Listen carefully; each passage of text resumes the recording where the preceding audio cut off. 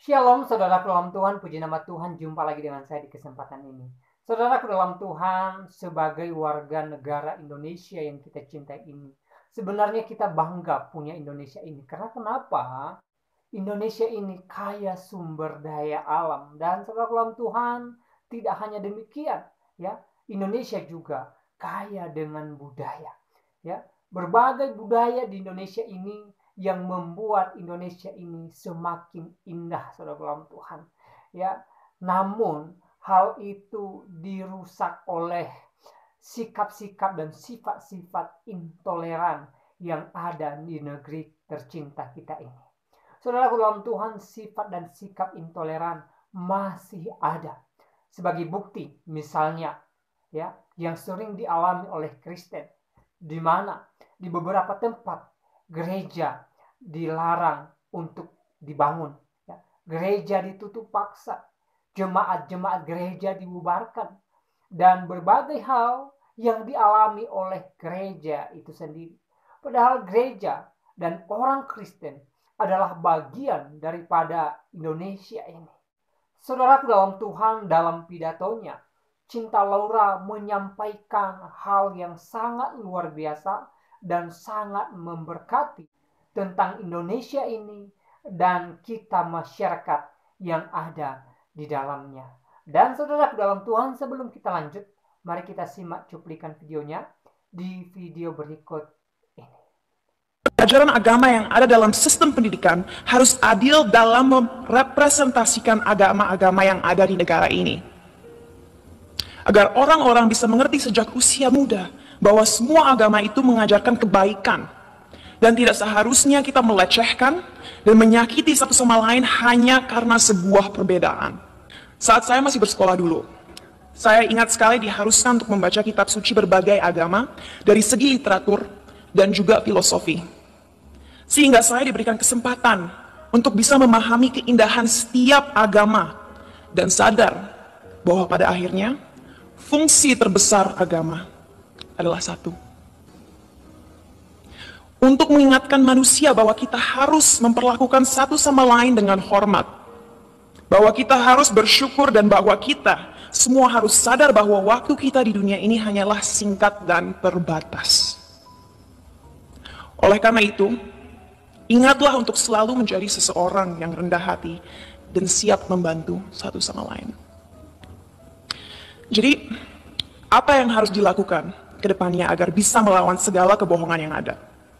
Apa yang kita bisa lakukan untuk memberdayakan rakyat bangsa ini? Saya rasa jawabannya cukup jelas. Satu, penting sekali kita segera mengingatkan kembali saudara-saudara kita akan indahnya, kayanya, dan uniknya budaya-budaya yang kita miliki di negara ini. Sejak usia dini penting kita mengenalkan budaya negara ini tidak hanya di sekolah, tapi juga melalui media dan semua platform digital yang ada. Sebuah hal yang krusial untuk disadari bagi generasi muda akan relevannya budaya kita di dunia yang semakin modern. Our culture is cool, not old school. Sampai detik ini, saya tidak akan pernah lupa akan apa yang dikatakan oleh salah satu filsafat paling berpengaruh sepanjang masa, yaitu René Descartes. Ia mengatakan, manusia adalah makhluk yang finite atau terbatas, sedangkan Tuhan adalah sosok yang infinite atau tidak terbatas. Oleh karena itu, bagaimana kita sebagai makhluk yang terbatas merasa mempunyai kemampuan untuk mengerti sesuatu yang jauh di luar kapasitas kita? Bagaimana kita sebagai makhluk yang terbatas bisa memahami esensi dari sesuatu yang tidak terbatas? Inilah salah satu akar dari masalah yang kita miliki dalam masyarakat Indonesia sekarang. Karena pemahaman yang terbatas dan pemikiran yang tidak kritis, orang-orang terjebak dalam cara berpikir di mana mereka telah memanusiakan Tuhan. Merasa memiliki hak dalam mendikte kemauan Tuhan, merasa tahu pikiran Tuhan, dan merasa berhak bertindak atas nama Tuhan. Inilah yang akhirnya seringkali berubah menjadi sifat radikal. Dalam perbincangan saya beberapa waktu lalu dengan Habib Hussein Jafar, Kami berdua sepakat bahwa bahaya yang masyarakat kita alami sekarang adalah mengatasnamakan Tuhan untuk kepentingan pribadi. Menyesatkan generasi penerus bangsa dengan prinsip hidup yang sebenarnya tidak ada dalam Holy Scriptures atau kitab suci agama. Kenapa bisa seperti itu? Karena kita kurang membimbing dan memberikan masyarakat tools yang dibutuhkan agar bisa memahami sebuah ajaran dengan akal kritis. Sehingga mereka menjadi tersesat dalam cara berpikir mereka dan lupa akan pentingnya menyeimbangi segala ilmu yang dipelajari dan dimiliki dengan nilai-nilai yang ada dalam budaya, sains, ataupun aliran pemikiran lain. Baik, saudara dalam Tuhan, itu cuplikan videonya. Kita sudah mendengarkan apa yang disampaikan oleh Cinta Laura di video tadi. Dan inti dari apa yang dia sampaikan, ya, indahnya toleransi. Saudara dalam Tuhan, mari kita hidup bertoleransi. Karena hanya dengan toleransi inilah kita bisa lebih menghargai satu dengan yang lainnya.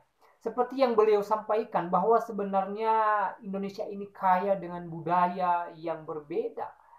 Dan dari berbagai perbedaan yang ada, sebenarnya harusnya tercipta yang namanya keindahan, saudara dalam Tuhan.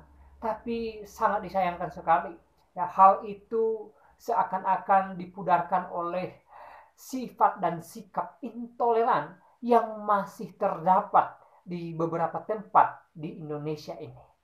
Dan kita ambil contoh, misalnya yang Kristen alami hari-hari terakhir ini, di mana ada pelarangan rumah ibadah atau gereja, pelarangan pembangunan, ya, pelarangan ibadah bagi jamaah-jamaah gereja, ya, pembubaran ibadah bagi orang-orang tertentu, ya, dan berbagai hal yang sering dialami oleh gereja hari-hari ini. Ya, saudara dalam Tuhan, inilah bukti bahwa di Indonesia ini masih ada orang-orang yang bersifat dan bersikap intoleran. Padahal mereka tidak sadar bahwa intoleran itu tidak baik, membuat kita semakin jauh satu dengan yang lain. Saudara dalam Tuhan, hal yang membuat kita di Indonesia ini semakin damai, semakin rukun satu dengan yang lain, ketika kita mengedepankan toleransi.